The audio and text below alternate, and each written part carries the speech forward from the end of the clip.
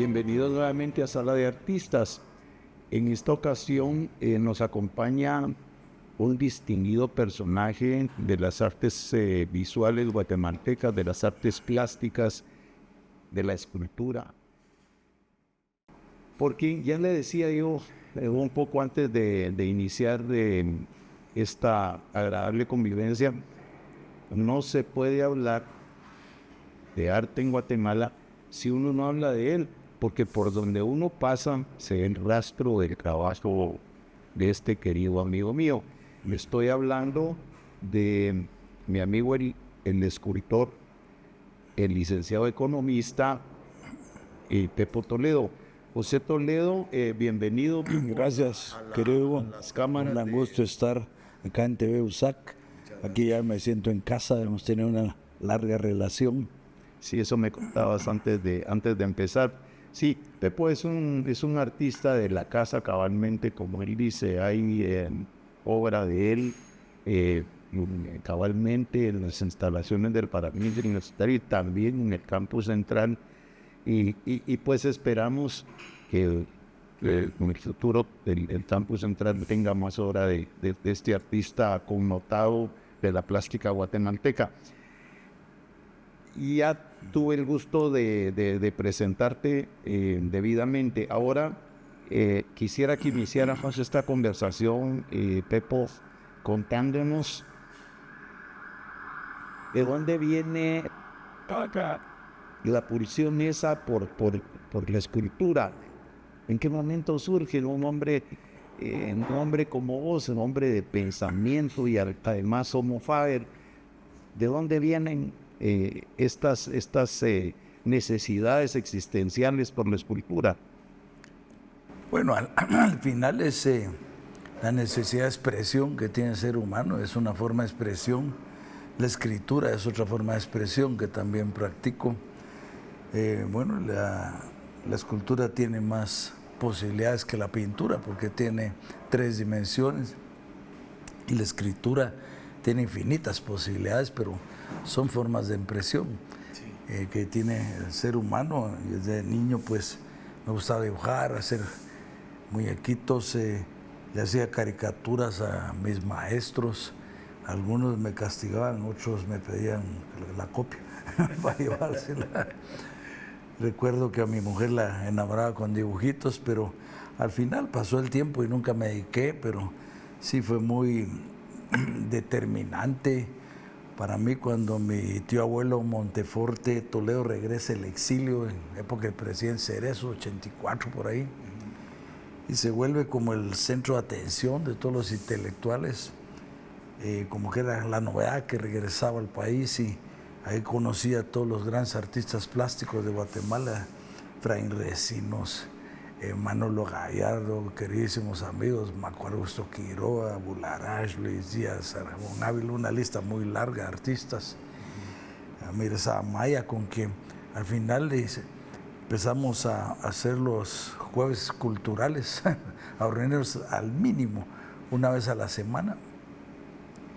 Yo pasé por Efraín Recinos, que éramos entrañables amigos, unos 20 años al Teatro Nacional para venir a almorzar al centro. Pasaba dando el santo y seña en la garita: vivo lo llevamos, vivo lo traemos. Normalmente íbamos a la mezquita y en Callejón Concordia, al bar El Portalito, al puesto 24 y la Toite de Mercado. Fueron unos años muy fructíferos. Y obviamente pues al principio yo, entre todos esos intelectuales del arte, pues yo era un principiante, entonces me motivé en forma autodidacta empezar a aprender arte, leer libros, enciclopedias, ir a museos, recorrer las capitales del arte para poder hablar con esta gente, tener un nivel de conversación. Y luego empecé a pintar de fin de semana como un entretenimiento, nunca hice ninguna exposición, hasta que a los 60 años tomé la decisión de hacer esculturas. ¿Te confesaste? Y bueno, pues digo, tomé la decisión porque al final pues cualquiera lo puede hacer. Primero, aquí hay un primer mensaje. Nunca es tarde para empezar algo. Sí. A los 60 años empecé y se volvió un pasatiempo como muy explosivo. Y gracias a Dios tengo más de casi 60 esculturas públicas en Europa, Norteamérica, México, Centroamérica y más de 60 también exposiciones individuales y otros eventos. ¿Y por qué digo tomar una decisión? Porque tal vez es un mensaje a los jóvenes, ¿no? A los jóvenes universitarios. Todos tenemos talentos que Dios nos dio en diferentes medidas, pero ahí están. Sí. Entonces yo siempre pongo un ejemplo muy didáctico. ¿Por qué hay seminarios de liderazgo? Pues para desarrollar tu pequeño o mediano talento de liderazgo. Y contrario a lo que puede ser un líder nato. Y tal vez estudiando vas a ser más efectivo que el líder nato. Pero al final cualquiera puede desarrollar sus pequeños y medianos talentos en cualquier área, incluso en la escultura y en el arte, si toma la decisión. Y no es difícil, lo que sí es que hay que aplicarse. Ok, paremos un segundo. Mira, ahora, ¿qué tal si nos contás cómo surge la concepción de tu primer trabajo? ¿Cómo es el proceso de la concepción y la ejecución de tu primer trabajo hasta llegar a tener la pieza enfrente terminada? Bien, el proceso creativo, ¿verdad?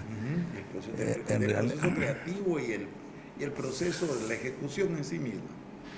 Sí, es pasar pues de la idea a la realización de la obra.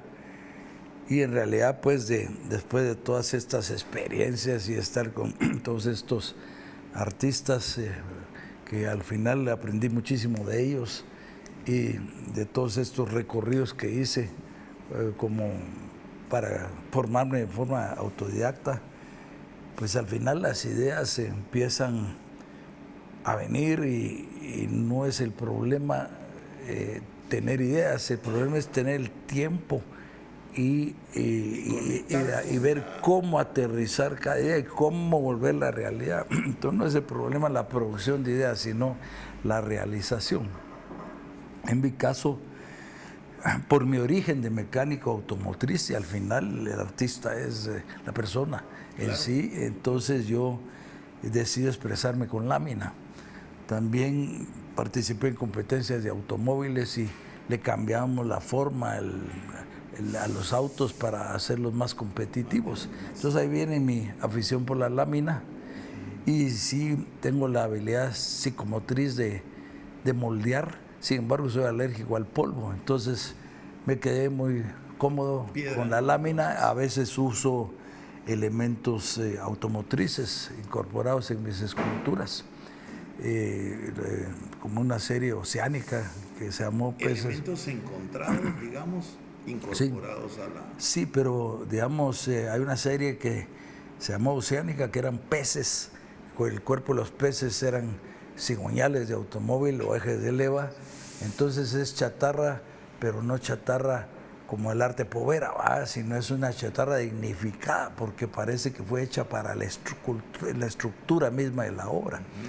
Y entonces todos estos elementos, engranajes y todo, pasan a formar parte de la obra, pero con un nuevo concepto, pues como digo, dignificando los elementos, se les da un nuevo uso, ¿verdad? Y ver cómo los cigüeñales le imprimen ritmo y dinamismo a la estructura de la obra. Y bueno, estos peces me acuerdo que los exhibimos en Fundación GITEC, que ahora ya no está funcionando, una pared de peces y se movían con música, hacían sombra y fue una exhibición muy bonita, pero pues es el tema de incorporar en determinados momentos las piezas de automóvil como objeto encontrado. Pero básicamente expreso con lámina. Tu trabajo está compuesto, porque no tiene muchos años, ¿verdad? Pero está compuesto de varias series o haces piezas únicas. ¿Cómo es que funciona esto? Pues es una buena pregunta porque cuando un artista se mantiene en constante evolución, ¿verdad? O cuando un artista cambia y pasa por etapas. Entonces, si el artista va cambiando y haciendo nuevas etapas, a uno les dicen que no se encuentra y al otro le dicen que no se halla, pero siempre los critican, ¿no? Entonces los dos procesos son válidos. Un artista puede siempre estar en lo suyo, en lo mismo, evolucionando, la misma concepto con que empezó o cambiando, haciendo diferentes etapas. Yo soy de los segundos y siempre estoy experimentando. Mi primera serie... un artista inquieto, inquieto pero diferente. Así es, y mi primera serie se llamó Esculturas Peligrosas. La presenté el 4 de julio del 2010 en Casa Santo Domingo, el Hotel Museo Casa Santo Domingo. Por cierto, Efraín Recinos dio las palabras de inauguración y Jorge Castañeda, recuerdo. Y esto representan la creación, están los animales en el bestiario, las plantas en el bosque urbano y el ser humano en las ciudades utópicas. Y fueron básicamente, digamos que en esa ocasión pues causó mucho impacto porque estaba usando materiales nunca vistos y realizando las formas, esculturas de una forma atípica, y pues tuve aceptación por un lado y oposición por el otro, fuerte. Y bueno, pero al final esa misma polémica exposición, al año siguiente estaba iniciando una gira internacional en el Museo José Luis Cuevas, que fue mi primera exposición internacional en México. Ahí empezaron mis grandes proyectos. Cuevas estaba vivo, él estuvo al lado mío. Gran dibujante, ¿verdad? Dibujante, escultor, el famoso artista de los líderes de la ruptura contra todo el muralismo mexicano, el enfant terrible, como le llamaban. Todavía me recuerdo que me saludó así efusivamente, sacó la mano de atrás y me dijo Toledo el bueno, y todavía me quedé pensando quién era el malo. Tengo algunas ideas, pero ahí lo vamos a dejar. Pero bueno, entonces ahí lanzo un manifiesto en mi primera exposición internacional, condenando todos los excesos del arte contemporáneo, haciendo pues, enseñándole obras vísceras a los niños, obras que ya parecen incluso hasta satánicas, y enseñándoles que eso es arte, pues. Y bueno, y también el malentendido arte conceptual, que es válido como tal, pero no es válido que digan ahora nosotros somos los artistas y sí, no pues, los que sabemos hacer, no los académicos, esculpir, ¿no? O dibujar o qué sé yo, porque eso sería como que los ajedrecistas, que es un deporte mental, dijeran ahora somos los decatlonistas y no los que saben brincar y correr, ¿no? Entonces he sido malinterpretado, pero pues lucho contra todos esos excesos, y el manifiesto lo que hace es proponer la vuelta del arte a la ética y estética, que es para lo que fue creado, pues el arte fue hecho por Dios para el gozo del hombre. Y entonces en México, pues en esta primera exposición llegaron personajes del Consejo Nacional de Cultura y me pidieron hacer una gira en México. Conaculta se llama, ¿verdad? Con el Consejo Nacional de Cultura, Conaculta, sí. Me pidieron hacer una gira en México, empezamos en Puebla, y todo el sureste, estuve exponiendo 18 meses ahí, una vez al mes. Se cumple el principio de que nadie es profeta en su tierra, ¿verdad? Así es, así es. Y entonces todos los que me criticaron, pues, y bueno, yo dije, si mi obra es tan mala, ¿por qué no dejan que me caiga solo? Pues sí, pues sí. Pero al final tiene que pues, hablar por el artista, al final, ¿verdad? pues ahí en México me fue muy bien y empecé ese gran proyecto, y ahí se volvió una gira internacional en Estados Unidos y en Europa, esas mismas esculturas en algún momento criticadas, y fue una experiencia muy agradable, un proyecto grande que duró mucho tiempo. Ya exhibimos en la USAC, también aquí en USAC. Exhibimos cuando estábamos entre un continente y el otro, las pasamos exhibiendo en USAC. Qué bueno, qué maravilla. Pues entonces sí, mira, pues esto sería bueno que redondeáramos este segmento de la convivencia hablando cabalmente de este asunto de que nadie es profeta en su tierra, ¿verdad vos? Y pues sería bueno que abordaras el tema de que los artistas en Guatemala, pues afortunadamente el país ha dado para eso y tiene muchos artistas, ¿verdad? Pero son un grupo cuantitativamente pequeño finalmente, ¿verdad? Y lamentablemente andan buscando la paja en el ojo ajeno siempre, ¿verdad vos? Es decir, no hay digamos, el mérito en el otro. No, de entrada estabas mal, ¿verdad? Yo recuerdo cuando en una oportunidad traje un automóvil de Estados Unidos y ibas a parar y la policía mexicana, que es una basura, no el pueblo, los mexicanos son una gran cosa. Y ni siquiera habías terminado de parar y vas mal, mano, vas mal, ya te habían trabado otros 300, 400 pesos, ¿vamos? Entonces es el proceso en el que se mueve el arte nacional. No nos apoyamos, no nos queremos, ¿verdad?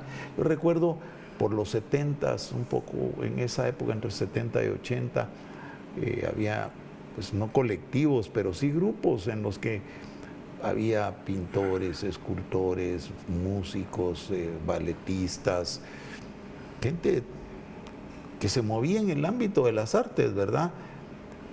Y no era tan cavernario el asunto. ¿Qué opinas de eso? Siempre ha sido cavernario. Lo que pasa es que en todos los ámbitos artísticos, sea la música, la escultura, la literatura, lo que sea, pues en realidad de 1000 personas es 1 o 2 que pues descollan. Es un ambiente sumamente competitivo. Entonces eso provoca pues gente que quiere descollar parándose en los demás, ¿verdad? Y no sí, lamentablemente, méritos, no por sus propios méritos. Lamentablemente, pues. Pero no es tampoco la generalidad, pero sí es un ambiente muy competitivo.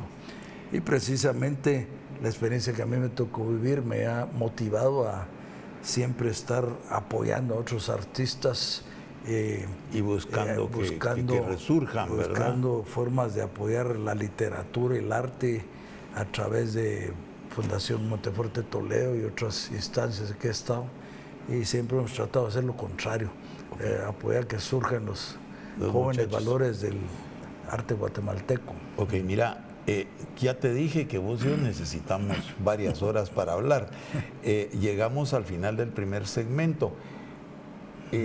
Agradecemos mucho que sigan con nosotros y volvemos entonces con ustedes en el próximo segmento con el artista guatemalteco Pepo Toledo.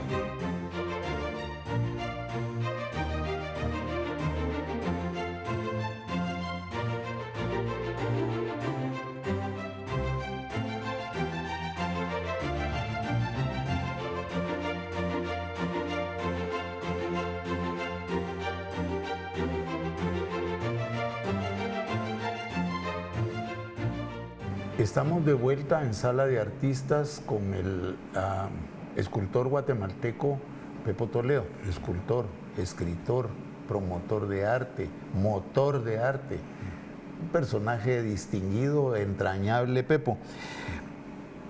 Mira, pues en el segmento anterior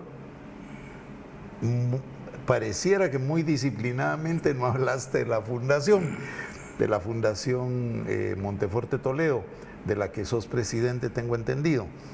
Ahora quisiera que habláramos de ese tema y, por supuesto, de las consecuencias que una fundación, de la importancia de la Fundación Monteforte tiene para la cultura guatemalteca, Pepo. Pues bien, viendo las condiciones tan difíciles que hay para el artista, para el músico, para el escritor, entonces, y las propias experiencias que uno mismo ha pasado, ¿verdad? Ajá. Entonces, pues de ahí nace la idea cuando Monteforte Toledo regresa al exilio de hacer la fundación con su nombre, y al principio empieza muy focalizada en hacer un premio anual de novela, que debería de ser centroamericano posteriormente, y empezamos a dar premio y luego logramos volverlo centroamericano y alternarlo un año de cuento y un año de novela, porque al final dábamos espacio para el cuento, pero las novelas no había tanta producción, entonces dejar pasar 2 años fue positivo. Entonces así empezó la Fundación Monteforte Toledo, con ese único propósito. Sin embargo, pues ya estando ahí el instrumento formado, resulta que Monteforte quiso hacer una película, su novela icónica, Donde acaban los caminos, donde es autobiográfica, un idilio que él tuvo con una muchacha indígena sutuil del Aguatitlán. Y bueno, brevemente, él hace un primer libro donde se unen las 2 razas, se llama Entre la Piedra y la Cruz. En este caso, él es el indígena y ella la ladina, y hay un final feliz, pero al final, cuando él tiene su propia experiencia y va a vivir con esta muchacha y tiene una hija, pues hace esta novela que se llama Donde se acaban los caminos, y al final concluye en que pues las 2 razas no se pueden mezclar y cada uno debe seguir su camino. Y brevemente digo que entre una y otra, pues Monteforte senta las bases del alterismo que se dio hasta 50 años después en el ámbito internacional y de Naciones Unidas, porque ¿qué se hacía con el choque de las razas? Uno era acabar la raza, como se hizo en Estados Unidos o en Costa Rica, el otro era mestizarlos hasta que se desapareciera, el caso de los celtas en España, Europa, o respetarlos, que es el alterismo. Entonces fue como pionera las obras de Monteforte. Pero al final decía hacer la película, obtiene fondos y empezamos a hacer la película, y se le ocurrió morirse a media película sin pedir permiso. Entonces me tuve que volver cineasta a la sopa instantánea y a la Tortrix y tenía que levantar la película porque había fondos que había que responder por ellos, etcétera. Y aparte que Monteforte había metido mucho ruido en la postproducción y había tenido diferencias con el director, etcétera. Sí, estuvimos aquí allá como Bonafina contándonos pequeñeces de la... Él tendrá su propia versión, pero la mía era producir la película, era el galán de la película. Y al final tuve que levantar la película del suelo y terminarla y cumplir con el compromiso. Y como dije, quedó muy bonita, por cierto. Como dije, volverme cineasta a la fuerza. Sí, pues. Pero bueno, entonces nos quedó equipo, nos quedó un poco de conocimiento y sobre todo nos quedaron ganas. Y entonces decidimos agarrar la viada y empezar a documentar a los grandes valores del arte guatemalteco. Por ejemplo, el Monteforte hubiera sido imposible hacerle un libro de su vida y obra, que se lo hicimos, se llama Monteforte Toledo para siempre, o hacerle una documental de su vida y obra. Vivo hubiera sido imposible, pero entonces lo hicimos. Me acuerdo Quiroa, que le hicimos casi al mismo tiempo su libro y su película.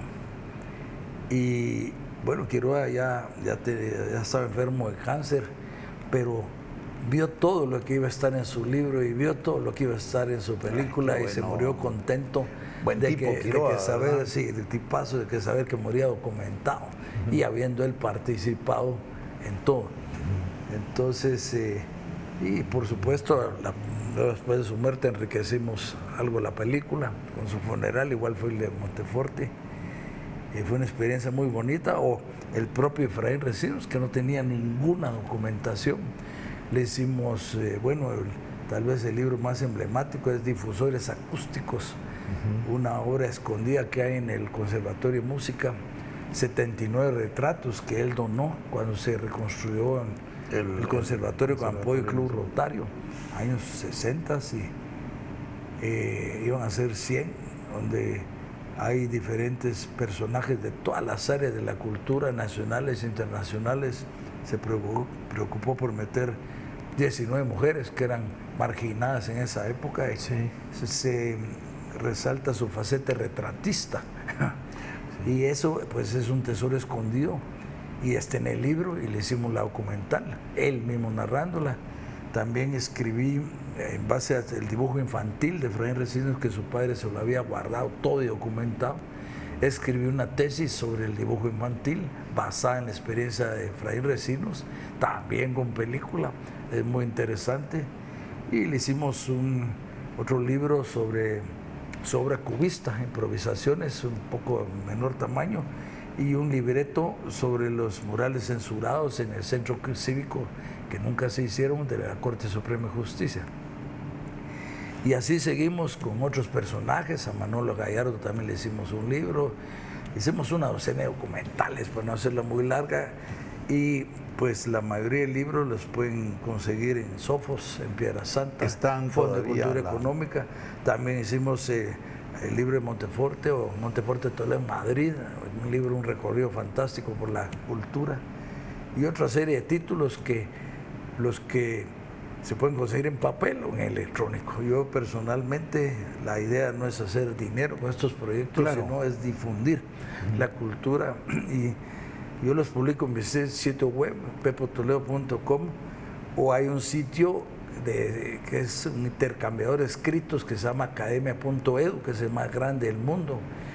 Entonces, si uno pone el buscador Pepo Toledo, espacio academia.edu, ahí aparecen mis escritos que se pueden bajar gratuitamente, y ahí están estos libros y muchos otros libros que se pueden bajar gratuitamente, pero a aquellos que les guste el papel, pues los que todavía ahí están, se pueden conseguir en estas 3 librerías: Sofos, Fondo de Cultura Económica, Piedra Santa.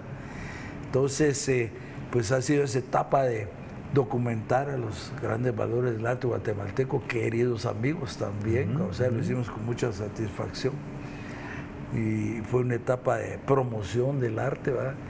Y bueno, también hicimos otra cantidad de eventos, porque digamos, a la par fui presidente de la Asociación Guatemalteca de Historia Natural, donde iniciamos la reconstrucción del zoológico La Aurora. A partir del año 91, hoy es un zoológico clase mundial, ya pues pasamos de jaulas a recintos abiertos donde los animales están libres, se les replica su hábitat, está mucho arte, muchos detalles en el zoológico.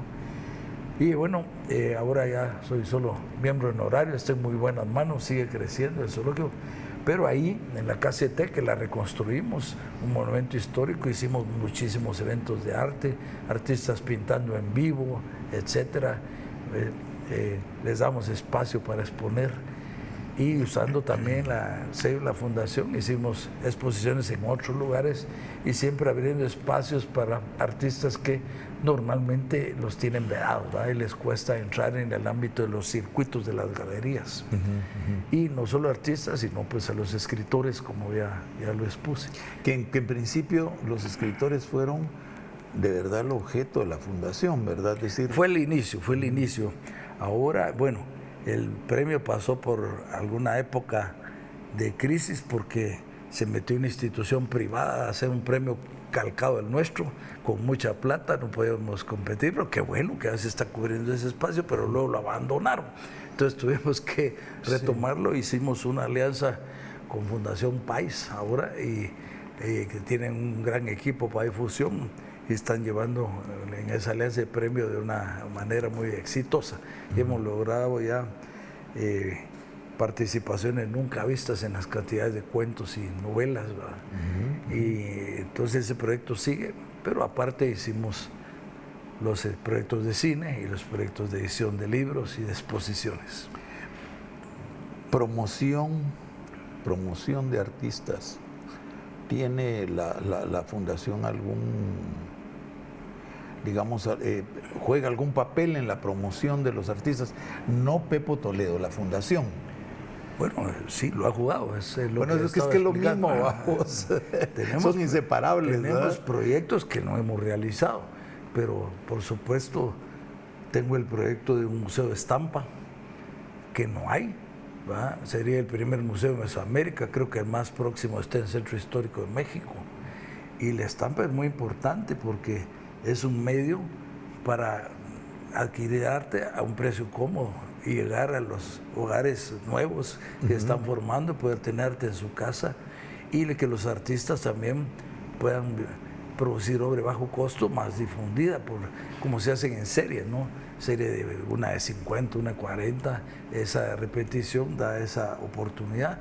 Entonces yo creo que es muy importante hacer un museo de estampa. Además la estampa puede adquirir otras facetas, no es solamente el grabado que conocemos. Pues, en mi caso yo desarrollé lo que llaman mi serie de relieves, como un alto relieve maya. Entonces esa es una forma de estampa también. Incluso se puede considerar la impresión digital como estampa, ¿verdad? Incluso hasta la fotografía es una forma más amplia. Entonces esa es la idea que hemos tenido. Yo ya he ido coleccionando, tengo unas 500 obras ya que pudieran servir de semilla para el museo. He estado últimamente buscando un local, en gobierno, instituciones, pero todavía no se nos ha dado. Y ya teniendo ese museo, pues abrir otra vez espacios para los jóvenes en exhibiciones, ¿verdad? Porque el museo puede tener muchas facetas. Pero sí, siempre tenemos proyectos que no hemos podido realizar o en proceso, así que ahí vamos. Sí, la vida está basada en eso a estas alturas, ¿verdad? Vos si dejas de tener procesos, estás fuera, ¿eh? No hay vuelta de hoja en eso. Vamos a ver.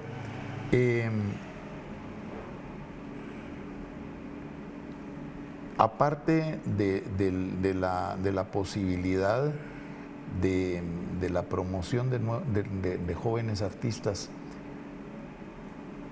y de la alianza con Fundación País, ¿tiene la Fundación algún proyecto general de largo alcance a la vista o digamos ya tiene inercia propia y no hay necesidad de un replanteamiento hacia adelante? Bueno, yo siempre estoy publicando escritos, también promoviendo las artes plásticas y promoviendo la literatura, y lo subo continuamente a estos sitios que ya dije, y siempre tenemos como el respaldo de la Fundación de Monteforte Toledo. Continuamente estoy haciendo escritos nuevos, facetas nuevas, o publicando libros que ya se han agotado en papel y poniéndose a disposición del público gratuitamente en electrónico. Entonces seguimos promocionando al propio Monteforte, a otros escritores, a artistas plásticos, por medio de redes sociales y escritos. Es un trabajo continuo. El cine sí ya lo dejamos, ya nos salimos de ahí porque tiene unos costos muy altos. Muy altos, sí, pues. Pero bueno, fue una época en que lo pudimos hacer y ya se cumplimos el objetivo, que ese grupo de amigos documentarlos, ¿no?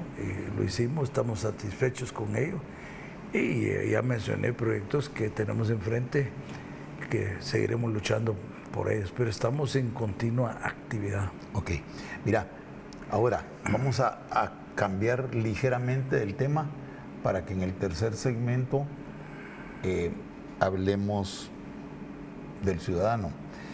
Mira, pues yo recuerdo que te veía yo siempre almorzando con Monteforte y con algunos otros artistas.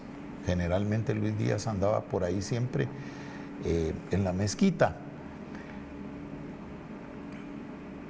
Quisiera que nos contaras algunas anécdotas de esos, no de esos almuerzos, sino de esas relaciones, y qué artistas pasaron, qué artistas importantes del país han pasado por tu vida.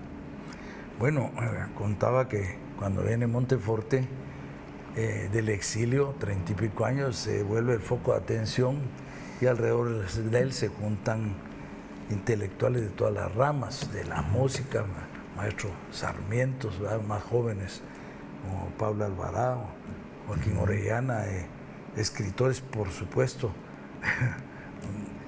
muchísimos, y también los artistas visuales.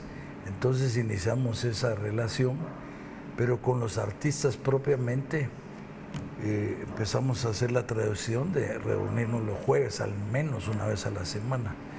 Y era, que explicaba anteriormente, que íbamos principalmente a la mezquita. Principalmente a almorzar a donde no lo vamos. Al Portalito, al Mercado Central. Y eso duró como unos 20 años que yo pasaba por Efraín al teatro y hacíamos la broma ahí en la garita, vivo lo llevamos, vivo lo traemos. Pasaba por él y íbamos generalmente a la mezquita. Había un grupo que era como el núcleo y otros que eran como metas volantes, pero continuamente íbamos con Efraín Recinos, Luis Díaz, Manolo Ayarvia, mucho. Bueno, Quiroga en su oportunidad, que se nos murió pronto, ¿verdad? Sí. Perdimos pronto. El Tecolote llegaba ahí también mucho, ¿verdad? Efraín Recinos invitó a una artista joven para apoyar a María Victoria García, que se unió al grupo como artista joven. Y bueno, aparte llegaban los de Comunicarte y ahí compartíamos, ahí estaba Cabrera, Bularache, Gilberto Hernández y otro grupo, nos veíamos continuamente. Y César Izquierdo. Sí, también lamentablemente partió Ramón Ávila, fotógrafo de Quimata también. O sea, una cantidad de personajes que giraron alrededor de ese grupo los jueves, y a veces nos reuníamos en mi casa o en otros lugares, en otras casas particulares, pero fue una época muy, muy fructífera donde aprendimos mucho y convivimos mucho. Sí, pues. Todos aprendimos. Todos, sí. Yo recuerdo una reunión en tu casa a la que tuviste la cortesía de invitarnos, que nunca voy a dejar de agradecer, de verdad. El segundo segmento de esta convivencia con el artista guatemalteco Pepo Toledo está llegando al final. Agradecemos su atención y esperamos que continúen con nosotros en un tercer segmento. Muchas gracias por estar aquí.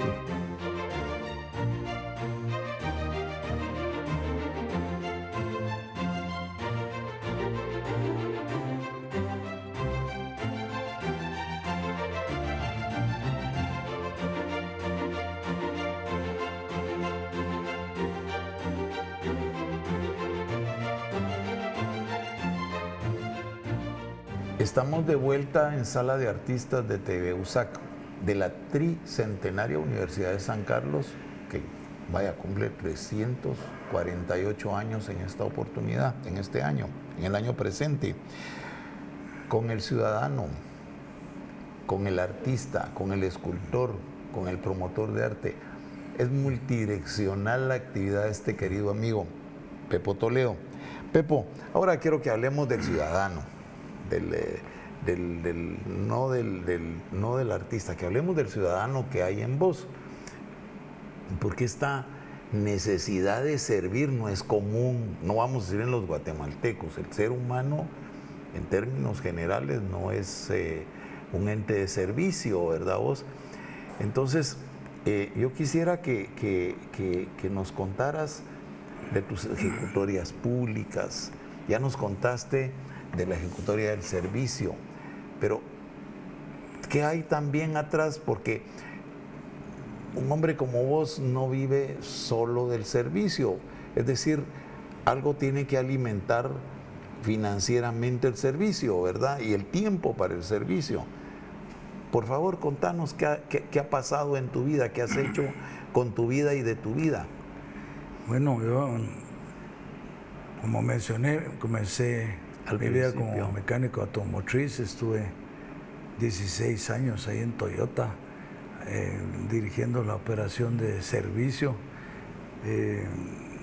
y luego pues ya me independicé, pero a la par de eso pues ya puse emprendimientos propios, pero a la par de eso mi padre siempre me inculcó hacer servicio institucional.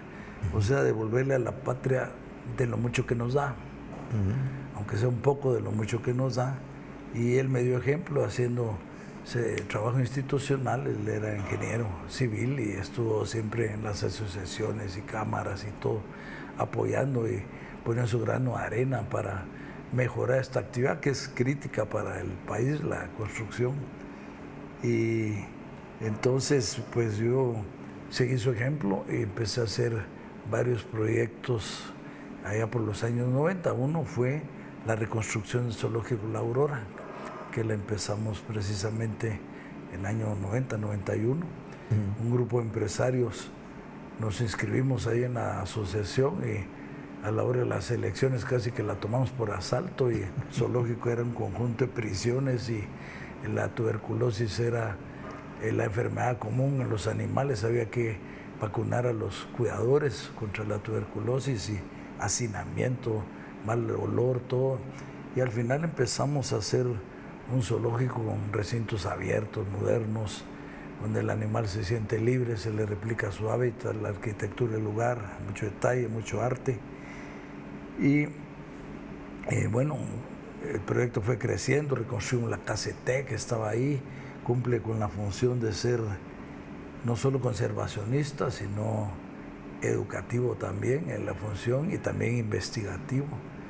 Pusimos una cocina de primer orden, se les da a los animales una dieta balanceada, y un hospital que ya lo quisieron en muchos pueblos, ¿verdad? Con sus sales de cirugía, rayos X, clínicas, farmacia, todo. Los animales reciben un cuidado extraordinario. Y bueno, ahora ya solo soy miembro honorario. Bueno, hubo luchas muy fuertes con el sindicato, hay un sindicato negativo. Y gracias a Dios todo eso ya pasó, me tocó la peor parte. Ahora ya solo soy miembro honorario y el zoológico ya sigue caminando muy bien y siempre enriqueciéndose. A la par de eso, vimos como los otros distribuidores de automóviles empezamos a ver la necesidad de tener gasolina sin plomo.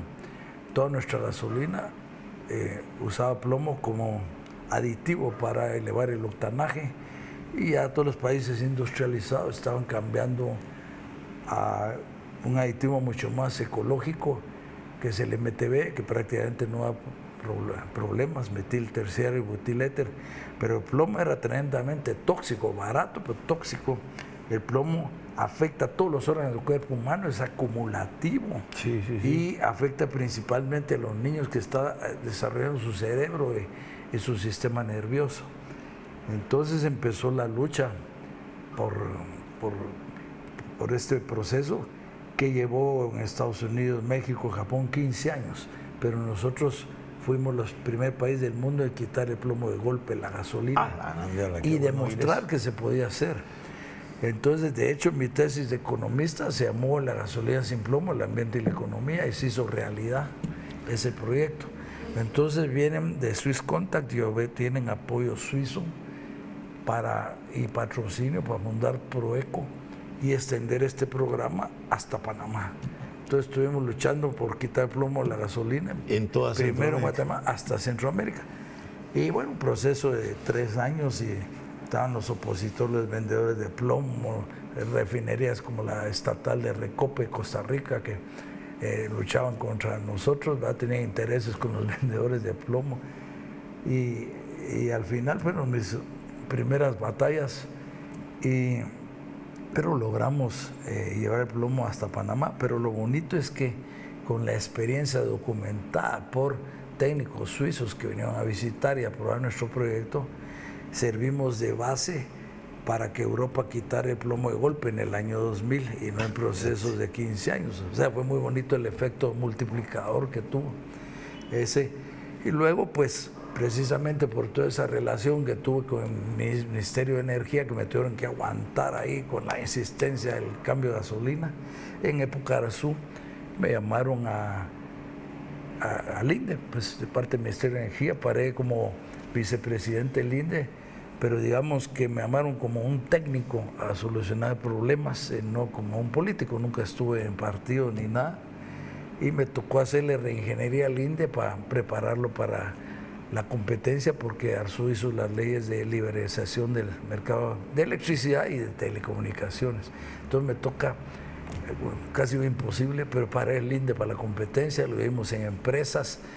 Y entonces el último año, pues me pasaron a la Superintendencia de Telecomunicaciones y mi labor fue abrir el mercado de telecomunicaciones. Ya estaba la ley, hacía 2 años y medio, no pasaba nada, una pequeña batalla con algunos sectores, hasta que finalmente lo logramos hacer, gracias a Dios que en telecomunicaciones todo sucede rápido, porque pueden llegar por muchas formas diferentes a nuestro hogar.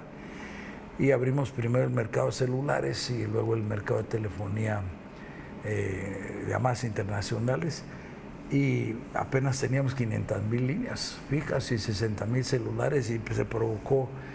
Pero lo importante es que las carreteras del espectro radioeléctrico, esa fue la parte principal, porque las tenían como restringidas las subastas, y yo empecé a subastar todo lo que pedían, y así se fue la gráfica. Entonces abrimos un gran espacio de carreteras en espectro radioeléctrico, y eso fue vital para abrir el mercado. Aparte las acciones específicas de subastas de celulares y abrir las llamadas internacionales, y empezó una explosión de cobertura y una baja de precios, y pasamos de 500,000 teléfonos a 22 millones, tenemos más teléfonos que habitantes. Fuimos, sí. Que fue muy gratificante ver un jododero diciendo, pásame más guacamole vos con su celular. O sea, antes una línea valía 20,000 quetzales, había que conseguirla con mordidas, esperar 2 o 3 años. Entonces fue un proceso muy satisfactorio, muy agradable, quitar privilegios, quitar monopolios, que es otra de las cosas que me enseñó mi padre, a luchar contra los privilegios y los monopolios. Entonces, cuando uno abre un mercado, pues el que se beneficia es el pueblo, y los que lo cierran, pues se benefician ellos mismos, no que piden lo contrario. Esa fue mi primera experiencia fuerte, pues, en el sentido de abrir mercados. ¿Fuiste a la administración pública en algún momento? Como dije, como un técnico llamado a resolver problemas. Entonces, no estuve en el partido, pues, ¿va? Y luego, en época de Berger, me llamaron nuevamente. Y en este caso, la Corte Constitucional había destituido al directorio de la Comisión Nacional de Energía Eléctrica por desacato. Era un periodo de 5 años que quedaban 2 y medio. Y entonces el gobierno me llama por la experiencia del INDE de bateador emergente. Pero entonces me llevo a la Comisión de Energía. En ese caso, ya como presidente de la Comisión Nacional de Energía Eléctrica. ¿Cómo no? ¿Qué hizo el gobierno de Azul? Desmonopolizar la electricidad. Ya no era el INDE el rector, el monopolio de electricidad, y tampoco el rector de la electricidad. Entonces cualquiera puede entrar a competir con el INDE. Luego el nuevo ente regulador es la Comisión de Energía Eléctrica, creado desde época de Arzú. Entonces yo paso a ser al presidente de la comisión, pero entonces hazme cuenta que en 10 años no sucedió nada. Hicieron la ley libre de mercado y el mercado seguía cerrado. Y me doy cuenta igual también que no hay carreteras eléctricas.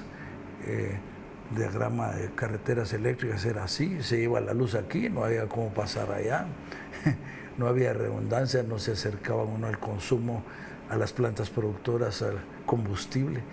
Entonces había que hacer lo mismo, hacer movilidad, carreteras y abrir el mercado. Y lo hicimos con una serie de nuevos reglamentos para no tocar la ley, que era muy peligroso. Fue una batalla de 2 años y medio contra empresas grandes que no tenían interés que se abriera el sector. Descubrí que el negocio es la escasez, que no haya líneas, que no haya transformadores, y ese es el negocio del privado monopolista. Sí, pues, y los funcionarios de gobierno que obviamente que lo permiten. Y al final, pues, fue una batalla dura, pero el presidente Berger nos apoyó y nos permitió pasar un nuevo juego de reglamentos, y ahí empezó la apertura del mercado, y que afortunadamente lo siguieron mis 2 sucesores, Carlos Colón y Carmen Uriza, porque en electricidad todo es más lento de construir que no con telecomunicaciones. Además de valer unas fortunas, ¿verdad? Pero al final hicimos el plan de expansión de carreteras eléctricas, llegamos de una cobertura mínima a hacer una red de circuitos y anillos acercándose al consumo, al lado donde esté el agua, que no había carreteras eléctricas en toda la parte del norte, a los puertos donde ven combustible, y al final la base de conectividad fue nuevamente la receta y hacer licitaciones transparentes de energía con una matriz energética amigable ambientalmente, metiendo agua, metiendo energía solar y bueno, el resumen es que 10 años después la electricidad bajó la mitad y nos llenamos de carreteras eléctricas que ahí están. Hubo 10 años de retraso lamentablemente, pero ahí están, y de plantas con una matriz energética amigable, y como digo, los precios bajaron a la mitad y nos convertimos ese en un modelo ejemplo para Latinoamérica. El modelo Guatemala se ha convertido en un modelo ejemplar para Latinoamérica y pues ya tiene una buena inercia, aunque siguen siempre presiones para obstaculizar aquí y allá que fluya el mercado, pero en general pues tenemos un excelente sistema eléctrico. Fue una experiencia muy gratificante y muy dura también, fue una batalla muy dura. Sí, me puedo imaginar, me puedo imaginar contra todos. Grandes poderes económicos. Esas batallas, esas luchas se hacen contra la voluntad de Dios, ¿verdad? Porque, mira, yo quería que habláramos del ciudadano que sos vos, de tu ejecutoria, pues porque la gente ve a un hombre como vos y no tiene idea de todo lo que tiene que hacer para hacer lo que hace en el ámbito del arte, ¿verdad? Ya sabemos de dónde vienen todos tus, de que te has bajado chambeando terriblemente.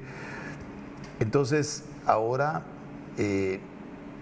ese tema que dejamos a medias, el tema de tus amigos artistas, de toda la gente con la que te relacionaste, lo que dejaste en el aire, las anécdotas, esas que uno siempre quiere contar de sus amigos artistas. Echanos algo de eso aquí a la mesa, porque pues aquí tu público quiere oír esas cosas también. Bueno, la verdad es que ser amigo de Efraín Resino es ser un regalo, un verdadero regalo, porque indudablemente. Al final Efraín estaba como actuando su vida. Efraín se expresaba como que estuviera sobre las tablas cuando hablaba. La forma en que modulaba la voz, gesticulaba las manos y todo, y se expresaba con una cantidad de dichos y anécdotas. Tenía su ráfaga de 21 insultos seguidos. Contaba la Caperucita Roja de memoria al revés, por sílabas. Tenía una memoria prodigiosa, ¿va? Entonces, siempre pues era muy divertido estar al lado de él, y solo bastaba con incentivarlo un poquito para que empezara encontrar a el puntito para que toda se soltara, esa cantidad de genialidades. Y al final pues todos los artistas pues tenemos una parte de locos, ¿no? Y Monteforte Toledo decía,